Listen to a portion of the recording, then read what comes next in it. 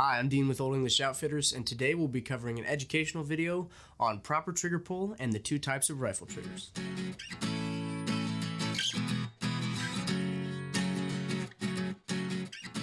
Okay, so we get a lot of questions in the store from beginner riflemen about trigger control, or really how trigger control affects their shooting.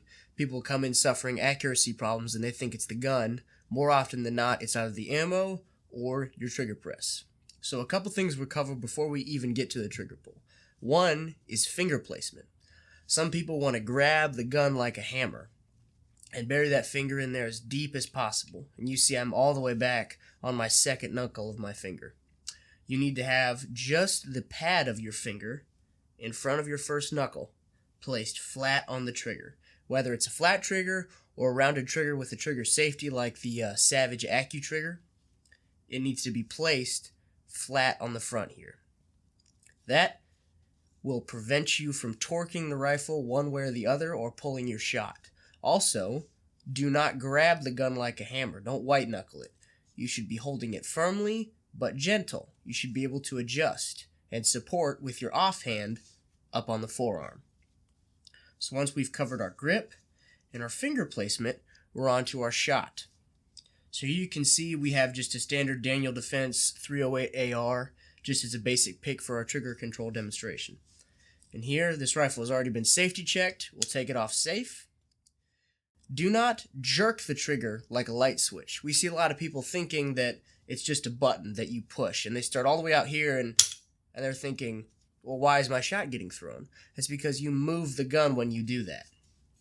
If you're wanting any kind of accuracy, you need to place your finger on the trigger like I talked about, pad of your finger, and feel it. Your trigger should be slow and concise on the pull. You see I pull back, wait for the break, slowly apply pressure, and the trigger should trip without any movement whatsoever. I'll show that one more time. Place your finger on the trigger, slowly apply more pressure, and you'll feel the break. That will give you an accurate shot without any movement in the gun. Now that we've covered trigger press overall, we can talk about the two different kinds of triggers, or at least the two most mainstream kinds of triggers. The one that we've already seen demonstrating trigger pull is a two-stage. What that means is that this trigger has a take-up before its initial break. So you see it wiggles here, and my gun is on fire. So it's moving and hitting the wall without actually firing the weapon. The two-stage is used more for precision accuracy or long distance. You'll find it on most precision rifles and a lot of hunting rifles as well. And you see here, there's that take up again. Now this point of resistance is what we call the wall.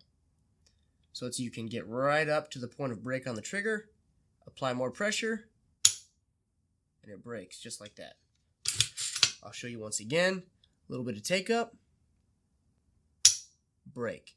This is great for precision, like I said, just because it allows you to feel that point of breaking on the trigger and time your shot up with your point of aim. The next rifle is our Springfield Saint. We'll use this for the other part of the demonstration. Is a single stage trigger, like most basic AR packages. You can see here's our trigger shoe, curved just like the other. This rifle has also been safety checked. But you see here, this does not have that initial movement or light stage of pull. As soon as you start applying pressure, you are in the process of firing it. And it will break. Some single stage triggers will be longer and lighter, but it's still just one stage. One pull to the rear, fires your rifle. Folks, thank you so much for watching. If you like what you saw here, please like the video, leave a comment, and subscribe. I'm Dean with Old English Outfitters, and we'll see you next week.